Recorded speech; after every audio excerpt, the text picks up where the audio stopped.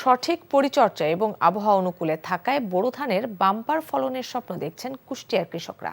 এছাড়া ব্রাহ্মণবাড়িয়া, নড়াইল ও চাঁদপুরেও ভালো ফলন হয়েছে। ঝড় বৃষ্টির শঙ্কায় কোথাও কোথাও আগাম ধান কেটে নিচ্ছেন কৃষকরা। আহমেদ শরীফের ডেস্ক রিপোর্ট। কুষ্টিয়ায় বিস্তীর্ণ মাঠ জুড়ে এখন সবুজের সমাহার। অনুকূল আবহাওয়া, উন্নত ধানের বীজ, সময়মতো সার ও পানি সরবরাহ পাওয়ায় এবার বোরো ধানের বাম্পার ফলনের স্বপ্ন বলছেন জেলার ধান চাষিরা। আর 2 থেকে 3 সপ্তাহ পরে ধান কাটা শুরু হবে। এই বোরো ধান কৃষকের ঘরে উঠলে চালের বাজারের ঊর্ধ্বগতি কিছুটা হলেও নিম্নমুখী হবে বলছেন তারা।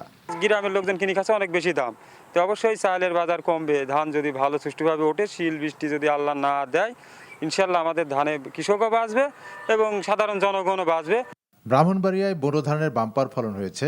নতুন জাতের সম্প্রসারণ হওয়ায় এবার উৎপাদনের লক্ষ্যমাত্রা ছাড়িয়ে যাবে বলে আশা করছে কৃষি বিভাগ। হাওরের জমিগুলো থেকে দ্রুত ধান কাটার নির্দেশনা থাকায় জেলায় প্রায় 30 ভাগ ফসলের কর্তন সম্পন্ন হয়েছে বলে জানান কৃষি বিভাগের এই কর্মকর্তা। হাওরের জমিগুলা আমরা সাধারণত প্রাকৃতিক দুর্যোগের একটা সুযোগ সম্ভাবনা থাকে, তো আমরা এগুলা খুব দ্রুত কর্তনের নির্দেশনা দেওয়া আছে।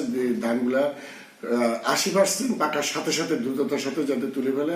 পর্যাপ্ত সার এবং কীটনাশকের পাশাপাশি সেচের জন্য ভূগর্ভস্থ পানির ঠিকমতো পাওয়ায় বিগত 10 বছরের তুলনায় এবছর নড়াইলে বোরো ধানের ভালো ফলন হয়েছে, এমনটি বলছেন এখানকার কৃষকরা।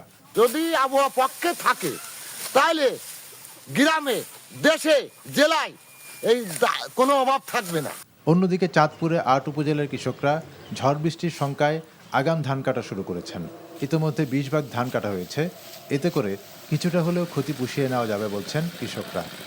আহমেদ শরীফ, এনটিভি নিউজ ডেস্ক। বান্ডেল থাকলে প্রতি সেনমানিতে টাকা বাঁচবে।